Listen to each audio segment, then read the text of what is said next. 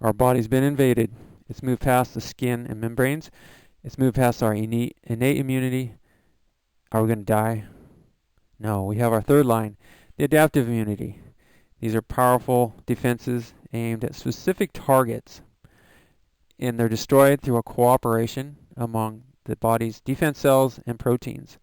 There's two basic ways that this adaptive immunity works. There's cell-mediated, and there are anti-mediated routes. I'll be talking about these.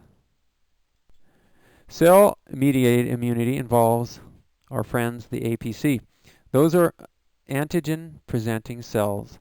There are types of white blood cells. That might be a huge macrophage, maybe a dendritic cell with many arms, or other white blood cells known as lymphocytes. Whatever they are going to display the surface protein of foreign cells that they consume. First step, APC encounters a cell with a foreign MHC protein marker. If you're wondering what these are, all living things are marked with surface proteins, and that's the way we tell self from non-self, and that's the way we prevent ourselves from being invaded. The APC is going to consume the antigen. That makes sense. But what's slick is the APC is then going to display the surface marker of whatever it is that it's attacking us. It's a way of like holding up the armor of our enemy and showing it around saying, hey, we're under attack, here's what they're wearing. After it consumes the antigen, the APC is also going to release some proteins. They're called complement proteins. I'll talk about those. And it also releases cytokines. And cytokines do all sorts of things. They're going to cause a fever. They're going to cause swelling. They're alerting the body that we're under attack. The cytokines are going to cause the capillaries to swell and become leaky. And that's what we want. We want white blood cells to flow out of the bloodstream and into the tissues. We want to move them into the battlefield. And that's where we get the swelling, and that's when we start to feel uncomfortable. But that's when you don't reach for that cold remedy, because you want this response to take on the invader. By displaying the antigen surface marker, the APC is now going to communicate with a naive T cell. Why is it naive? Well, it hasn't decided what it wants to be. This little coupling that I've shown with my little illustration is a key communication between the APC and the T cell. So now the T cell knows. The T cell, the naive one, the one that doesn't know what it wants to be, is going to split. And it's a three-way split into either a helper T cell we call it, a memory T cell, which is going to be held in reserve, or a cytotoxic killer T cell. Helper T cells are going to attach to all antigens that have that foreign MHC marker. And when they attach, the helper T is going to release cytokines. And cytokines are a stimulant.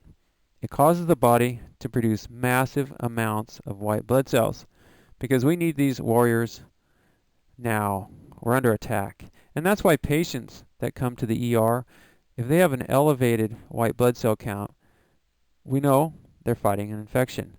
And we know the helper Ts are doing their job.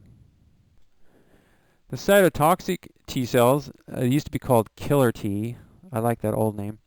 They release a perforin toxin, and it perforates. It makes holes in any antigens that have the foreign MHC marker. And you see my diagram here. There's that cytotoxic. It's releasing perforin, and it punches a hole right through the antigen and kills it. Cytotoxic T cells also secrete chemicals that cause apoptosis. That's a technical name for cell death. And they not only destroy antigens, but will keep our body clear of cancers. Finally, the memory T cell. I made this one pink because it's held in reserve. it does nothing but circulate in our bloodstream, sometimes for years, waiting, waiting, waiting. And then one day, it encounters a foreign antigen that has the proper marker, and it goes right to work and starts killing them without having to wait for a macrophage to bring the message. I mentioned there were 2 routes to adaptive immunity. Here's the second one. It's called antibody-mediated. Here's a good review. We start with an APC. It's going to attack an antigen. Then it's going to display the MHC marker, as you can see in my diagram.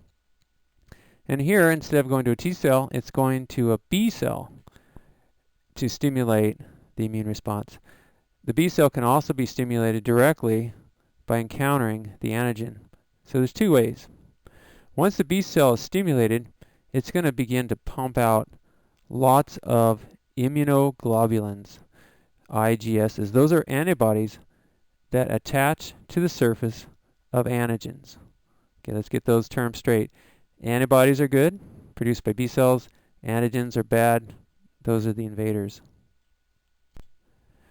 Once these antibodies attach to the surface of antigens, they're going to attract our body defense cells like macrophages, dendritics, any other APCs. So what we have now is, instead of a slow random collision between the APCs and the antigens, okay, so think of this. Before the antibodies, the APCs are wandering around, they bump into something, and they say, whoa, you don't belong. They eat it, they display the marker. This takes hours, sometimes days. However, now with antibodies, there's a focused attack. The APCs, there's no hesitation. They're stimulated to go directly to the clumping of these antibodies, and they destroy everything around. So it's a rapid, focused, and it's what we need if we want to get well. A primary immune response, this is when you first encounter the infective agent.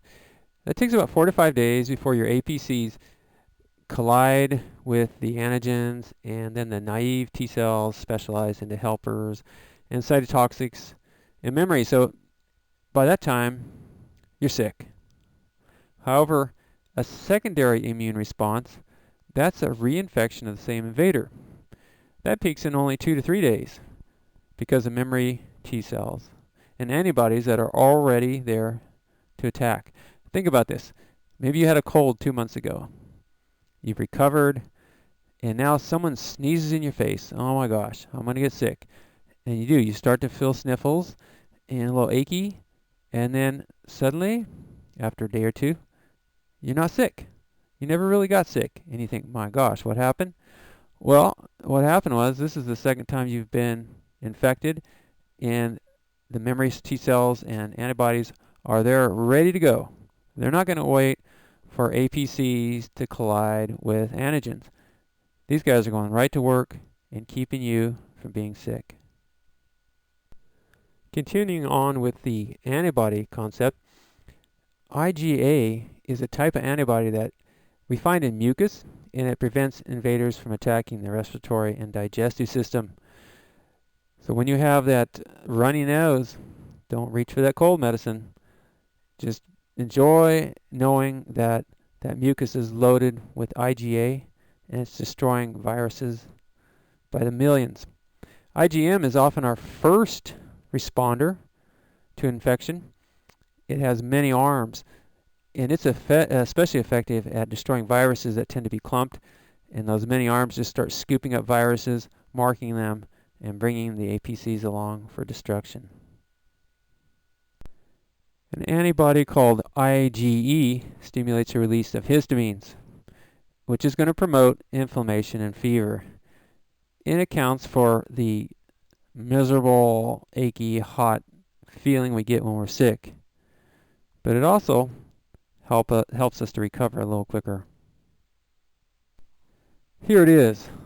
This is what happens in our body when we're invaded. And the third line of defense, the adaptive immunity, goes to work. And this is why we don't take a cold medicine, because that's going to shut down all of these cells and all of these proteins. So what do we take when we're sick? Do we take those nasty smelling herbs or lots of vitamin C pills? Well, think about it. We're losing fluids because of edema, because of cytokines. So we need to replace those fluids. Whatever we have needs to have lots of liquids. But we're going to urinate those out unless they have electrolytes. So we need lots of mineral salts and other materials in that liquid. And finally, we are making millions of antibodies, and those are proteins. So we need to have protein in our diet. Sometimes people are sick and they eat cereal, they lose their appetite.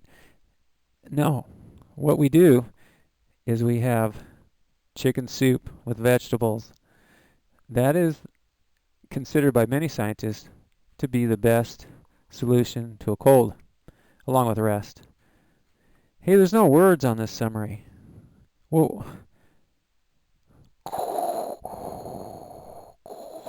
Young Skywalker, when you can figure out this diagram, you will be ready. Good luck, you guys.